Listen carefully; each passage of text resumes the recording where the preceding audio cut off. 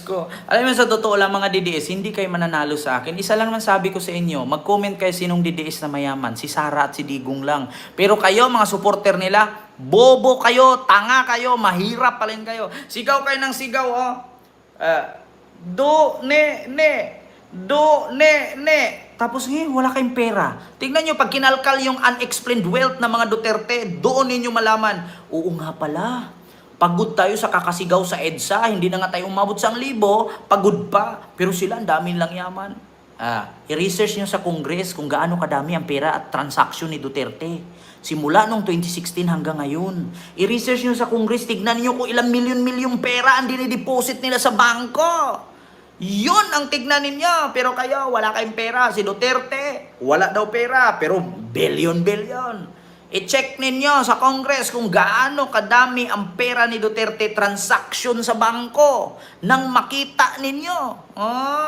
Tignan nyo, kayo, sigaw kayo ng sigaw Duterte. Pero si Duterte, ang yaman-yaman. Kayo, yumaman kayo? Hindi. Bakit? Bobo kasi kayo. Check ninyo. Puntahan nyo ng ano ng Congress. Tignan nyo kung ilan ang transaction ni Duterte, kung gaano kadami.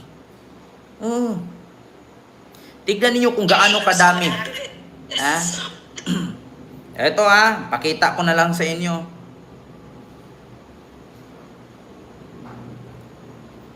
Ay, Diyos ko.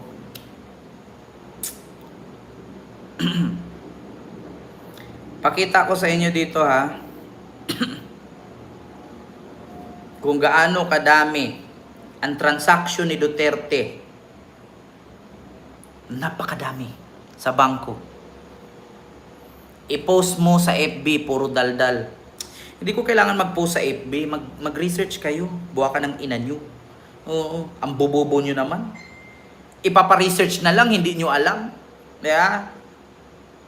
Puntahan nyo kasi, sa tawag dito, sa page ng Congress kung gaano kadami yung transaction ni Duterte. Ay, Diyos ko talaga mga kababayan.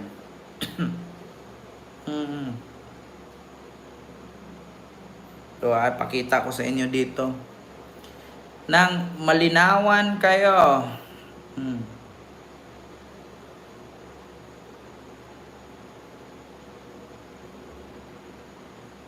Sana ba yun? Ito. Pakita ko sa inyo wait lang. Puro ka lang chismis. Nakakita po ba kayo ng vlogger na hindi nagchichismis? Oo, stress na daw ang akla. Gusto ko ipakita sa inyo mga kababayan. Ito. Nakita nyo yan kung gaano kadami ang transaksyon ni Duterte sa bangko? Ganyan kadaming pera ang transaksyon ni Digong sa bangko. Ayan. Simula 2011, October 25 to April 24, 2012. Ilang pera? 14,881,000,000. Ayan 2011, 2012, 14 billion. Dito naman, 2011, 12, 13, November, April, kay Digong, 15 billion. Ito pa. Kay Baste Duterte, October 2011 to 2013, 41 billion. Hindi nyo nakikita, billion-billion ang pera nila. Billion-billion ang perang diniposit nilang tatlo. Kita mo naman build si BBM, meron ba? Wala ka talaga makikita na build ni BBM kasi hindi po si BBM ang may project niyan. Si Digong. Pero pag sinabi nating build, abutin tayong 2 oras dito sa kakahanap kung saan natin makita yung build kasi wala. Tandaan ninyo, hindi pa kayo magising. Kay Sara, kay Digong, kay Baste, 2011 to 2012, kay Sara, 14 billion. Dito naman kay Digong, 2011-2013, 15 billion. Dito naman kay Baste, 2011-2013, 41 billion. Yeah? Kaya sabi ko sa inyo mga kababayan, don't ask. Don't ask. Huwag magbubulag-bulagan. Balang araw, magigising rin kayo. Magigising rin kayo.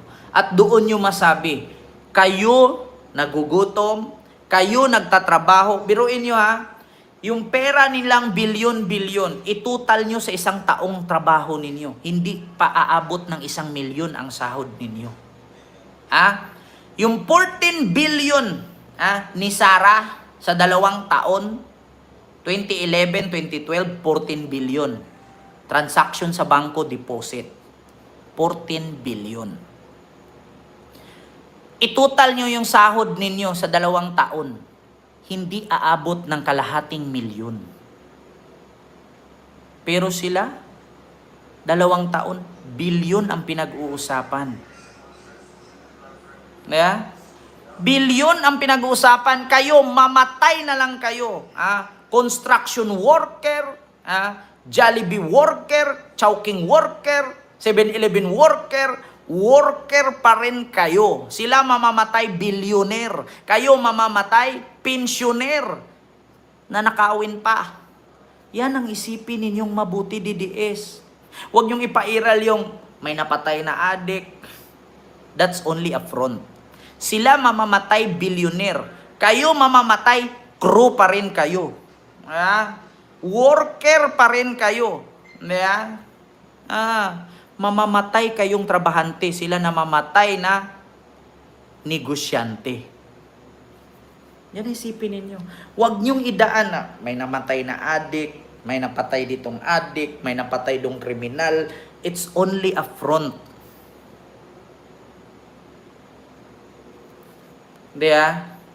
Mamamatay kayong worker. Pero si Digongyo at si Saramao, mamamatayng billionaire. Wala namang pinagkaiba, may R sa dulo. Tayong Pilipino, mamamatay na worker. Mga Duterte, mamamatay na billionaire. May R pa rin, walang pinagkaiba. And that would be all. Thank you. Naman, hindi nagbibisi-bisihan sa social media. Nagbibisi-bisihan sa negosyo yan. Kaya nandito yan, mahirap yan. Diyos ko. Bobo na, mahirap pa.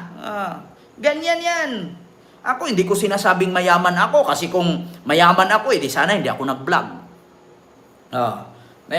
Lahat tayo nandito, hindi tayo mga millionaire, mga billionaire. Lahat tayo nagtatrabaho.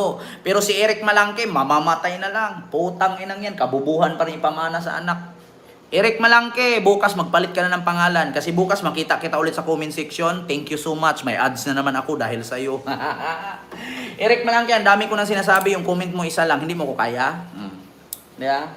Mag-off ka na ng live. Di ba? Diyos